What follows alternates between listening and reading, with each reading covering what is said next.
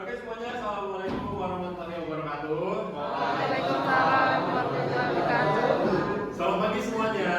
Pagi. Oke, pada pertemuan sistem penunjang keputusan kali ini, kami kelompok pertama ingin mempresentasikan metode Mora. Kira-kira teman-teman udah ada yang tahu belum? Metode Mora itu metodenya apa? Atau mungkin teman-teman udah ada yang tahu kepanjangan Mora itu apa? Mas Gumilang mungkin tahu metode Mora apa? Enggak ada yang tahu. Oke, jadi untuk metode Mora ini, Mora itu singkatan dari Multi Objective Optimization by Ratio Analysis atau bisa dibilang Mora. Nah, untuk pengertiannya, definisinya, langkah-langkahnya, cara hitungnya seperti apa, nanti akan dijelaskan oleh kelompok kami. Tapi sebelum kami melakukan presentasi, alangkah baiknya kami melakukan perkenalan terlebih dahulu ya. Nah, untuk saya sendiri Muhammad Febriansyah selaku moderator dari kelompok pertama, dan ada Muhammad Zaki Hafiz sebagai pembicara pembawa materi. Saya Indra Prasetya, saya Rudi Ramadhani, Saya Wanda Putri, saya Jonathan, saya Dewi Mulyas, saya Hamid Randi, saya Irene Mursami. saya Bagus Jiwo. Oke, baik, itu kelompok pertama ada presentasi kali ini ya. Jadi tanpa berpanjang lebar lagi untuk presentasinya langsung boleh dibawakan. Oke, bismillahirrahmanirrahim. Assalamualaikum warahmatullahi wabarakatuh. Waalaikumsalam warahmatullahi wabarakatuh. Baik, saya di sini akan menjelaskan tentang apa itu Mora. Yang pertama, metode Mora diperkenalkan oleh Brouwer dan Zapatkas pada tahun 2006. Mora adalah metode pengambilan keputusan yang digunakan untuk menentukan alternatif terbaik berdasarkan beberapa kriteria. Mora digunakan untuk membantu pengambilan keputusan dengan mempertimbangkan beberapa kriteria sekaligus. Metode ini fleksibel dan juga pastinya mudah digunakan. Selanjutnya ada tahapan dari metode Mora. Ini ada 5 tahapan. Yang pertama, menentukan nilai kriteria bobot dan alternatif. Yang kedua, merubah nilai kriteria menjadi matriks keputusan. Yang ketiga, normalisasi dan optimasi atribut. Yang keempat, mengurangi nilai maksimal dan minima. Yang kelima, menentukan ranking dari hasil perhitungan Mora. Yang pertama, menentukan nilai kriteria bobot, kriteria dan alternatif. Menginputkan kriteria-kriteria yang telah ditetapkan pada suatu alternatif, di mana kriteria tersebut nantinya akan diproses dan hasilnya akan menjadi sebuah keputusan dan memberikan bobot pada masing-masing kriteria. Lalu yang kedua yaitu merubah nilai kriteria menjadi matriks keputusan, yaitu semua nilai yang berbeda pada masing-masing kriteria dipresentasikan menjadi matriks keputusan. Lalu yang ketiga ada normalisasi pada metode Mora.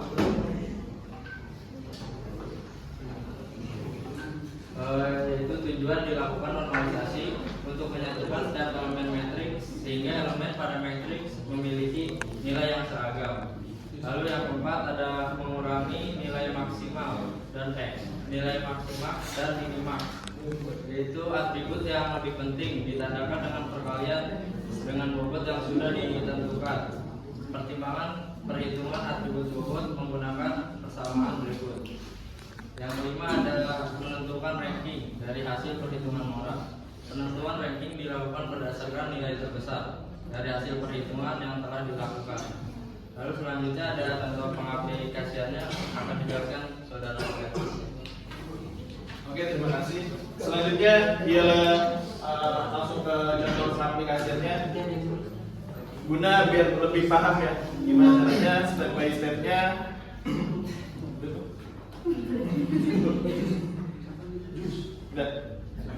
Di sini ada contoh kasus. Di sini ada contoh kasus. Sebuah perusahaan akan melakukan rekrutmen kerja terhadap 5 calon pekerja untuk posisi operator mesin. Ya, di sini ada 5 calon pekerja untuk operator mesin. Nah, dari posisi ini kriterianya yang pertama pengalaman kerja, pendidikan, usia, status, alamat. Ya. Dari kriteria itu kita apa yang namanya? Kita simbolkan menjadi C1, C2, C3, C4, C5.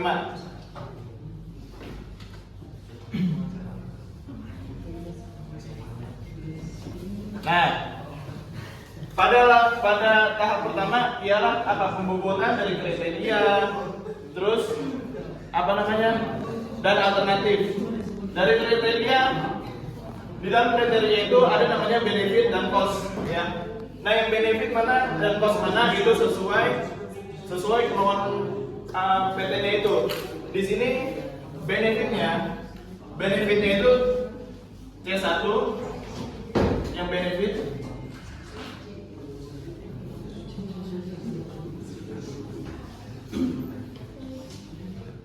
C1, C2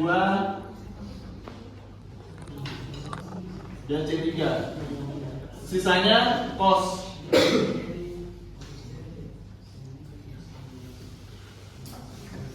Nah, pertama kriteria, terus yang kedua pembobotan. Ya, dari C1, C2, C3 sampai C5 ada pembobotan. Pembobotan ini sebenarnya sesuai kemauan kita masing-masing ya. Karena lebih pentingnya di mana, kita lebih ngasih nilainya lebih besarnya di mana, itu sesuai kitanya sendiri, ya. Di sini pembobotan C1.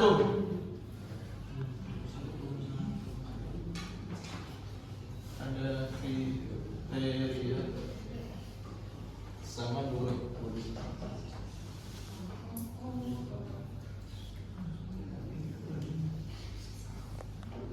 C1, C2.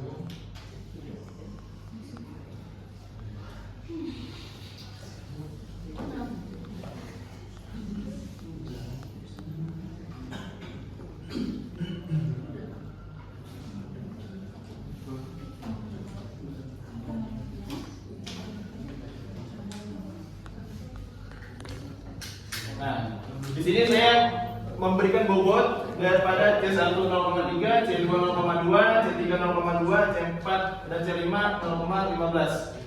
Jadi total semuanya 1, ya. Selanjutnya, nah karena ada 5 calon pekerja, jadi kita menentukan alternatifnya orang-orangnya itu. Karena ada 5, berarti kita tambahin ada namanya A1. Ini alternatifnya.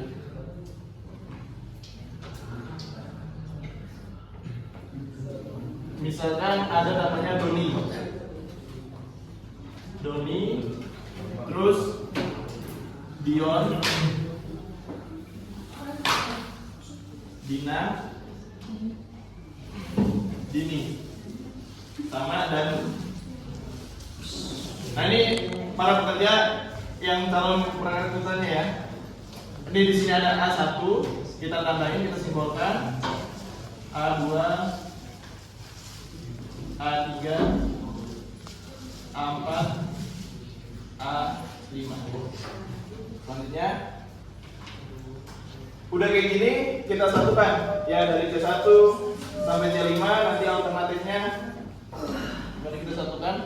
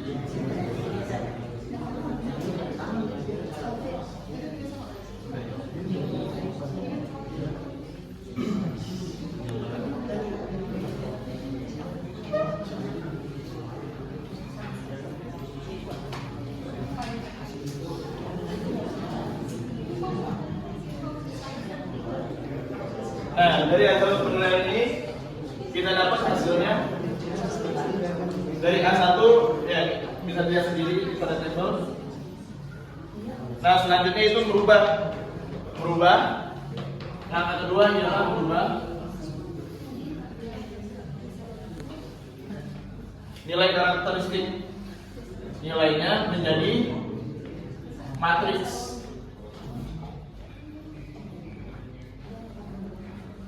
Nah, dari tabel ini ya kita bisa lihat dari tabel ini kita jadi matriks. Matriks itu yang ini.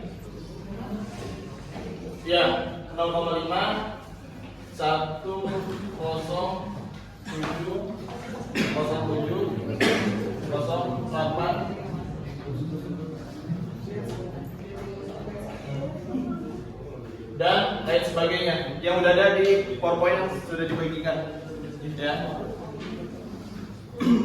Selanjutnya ada normalisasi. Habis merubah nilai matriks, kita menormalisasikan ya. Langkah ketiga normalisasi ya. Nah, normalisasi ini ada rumusnya.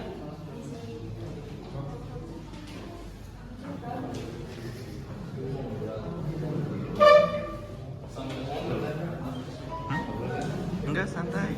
Caranya selesai.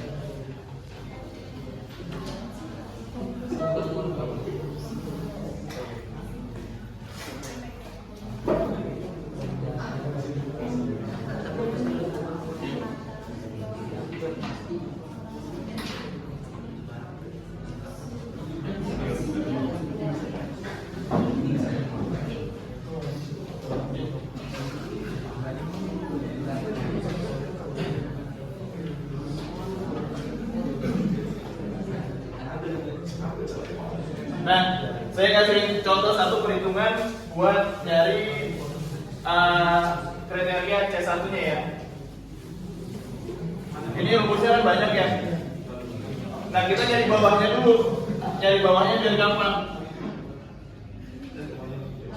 Jadi bawahnya ini dari sini ya, dari C1 ini. Kita angkatin dulu. Kita angkat, habis itu kita kuadratin.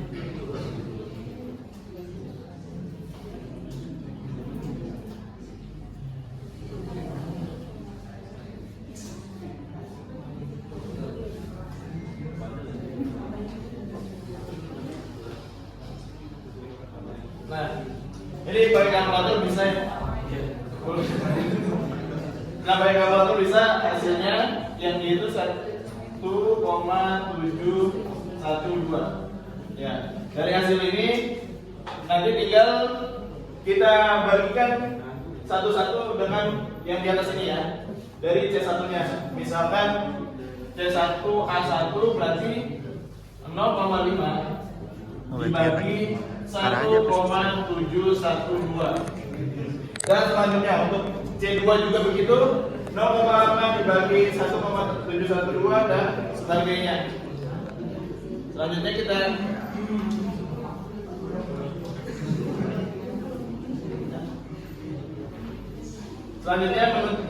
langkah ketiga udah, langkah keempat menentukan maksimum dan minimum.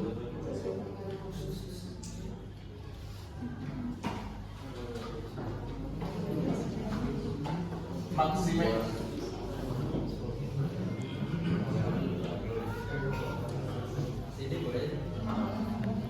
Dan selanjutnya maksimal minimax.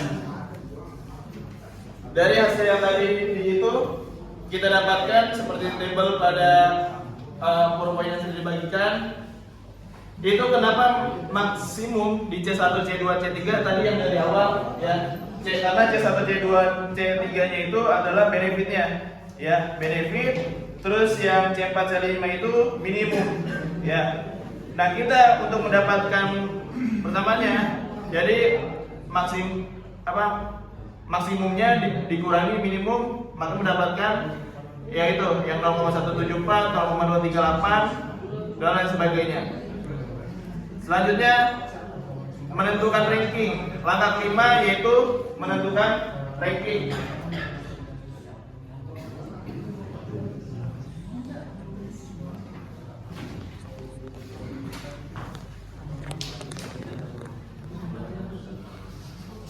Nah, menentukan ranking itu dari hasil yaitu Y1 maksimum dikurang minimum.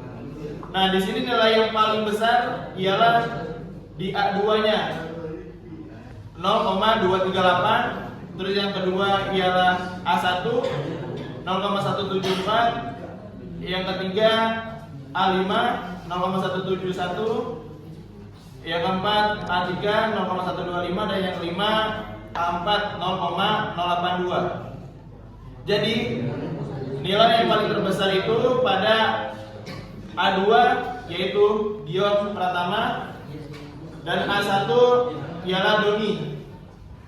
Nah, dengan kata lain, Dion dan Doni ini terpilih untuk posisi operator mesin pada penggunaan SPK metode Mora ini. Oke, selanjutnya ialah kelebihan dan kekurangan metode Mora yang akan disampaikan oleh teman saya.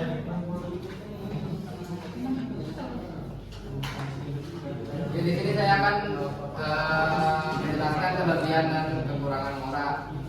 Ada 5 poin kelebihan metode Mora, yaitu yang pertama sederhana dan mudah dipahami. Konsep dasar Mora relatif mudah dipahami sehingga memudahkan pengguna untuk menerapkannya. Yang kedua, efisien dalam komputasi. Perhitungan dalam metode Mora cenderung lebih sederhana dibandingkan metode lainnya, sehingga waktu komputasi yang dibutuhkan lebih singkat. Yang ketiga, fleksibel. Mora dapat digunakan untuk berbagai jenis masalah pengambilan keputusan, baik yang memiliki kriteria yang saling bertentangan maupun tidak.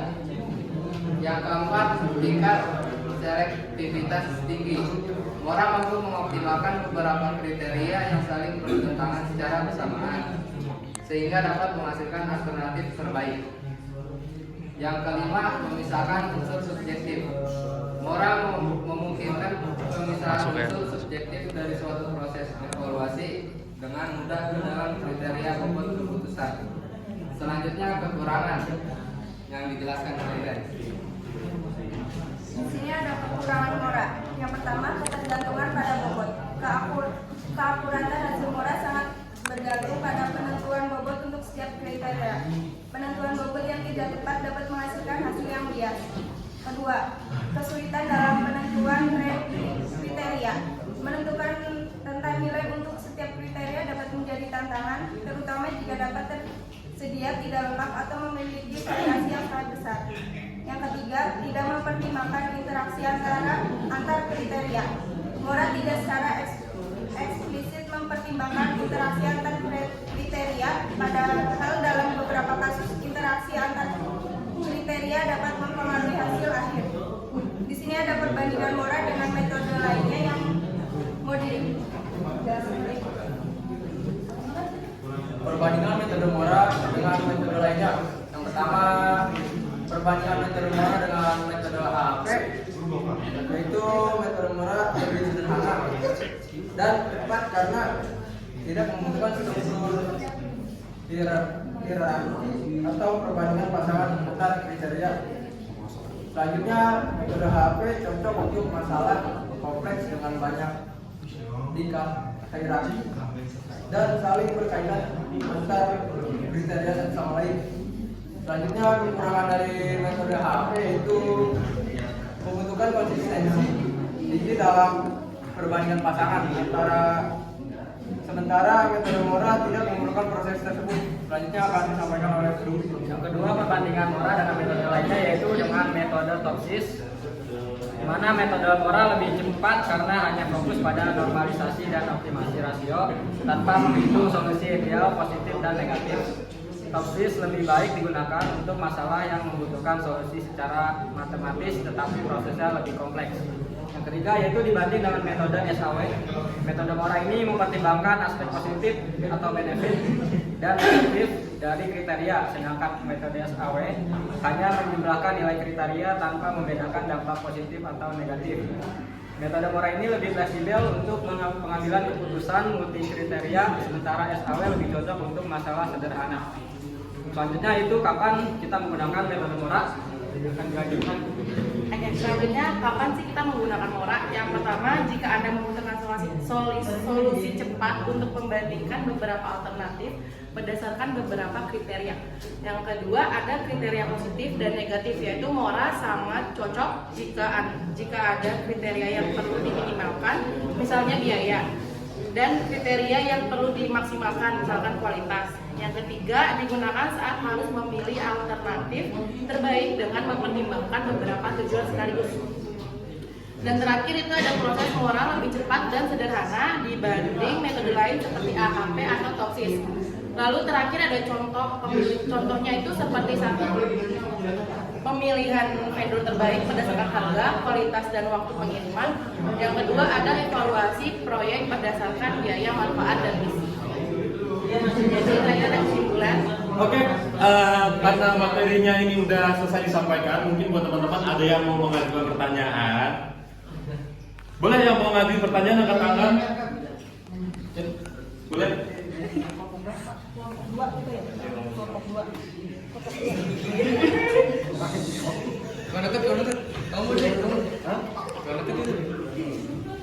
Karena sebagai pengal dari kelompok 2,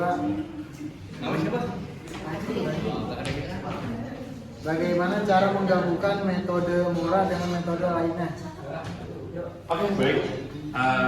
Kira-kira udah ada yang bisa jawab? Atau mungkin pertanyaan nanti kita tampung dulu ya, karena kan di sini untuk pertanyaan itu maksimal 2 orang. Mungkin satu lagi ada yang mau bertanya, boleh angkat tangan. Oke, boleh silakan. Yang perkenalkan nama saya Gunnar Mariana dari kelompok 2 ingin bertanya, apa sih keunggulan menggunakan metode merah dibanding metode lain? Gimana, maaf tadi pertanyaannya? Keunggulan dari metode lain. Keunggulan metode Mora dari Oh, keunggulan metode Mora. Boleh untuk keunggulan boleh untuk pertanyaan Mas Gumilang boleh dijawab tadi siapa yang selanjutnya keunggulan? Boleh baca sini.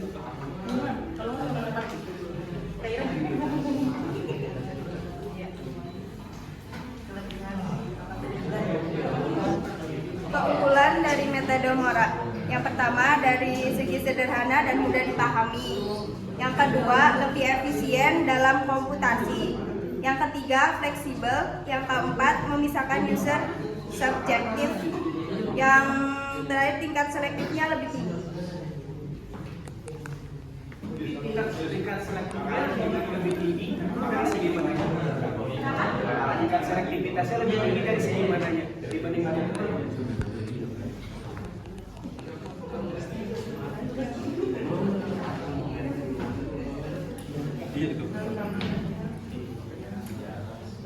Dari tingkat selektivitas yang tinggi, Mora mampu mengoptimalkan beberapa kriteria yang saling bertentangan secara bersamaan sehingga dapat menghasilkan alternatif terbaik. Oke, cukup. Terima kasih. Oke, baik. Berarti tinggal satu lagi ya, bagaimana cara menggabungkan metode Mora dengan metode yang lain. Boleh dijawab sama tadi udah dapat jawabannya belum? Iya, boleh.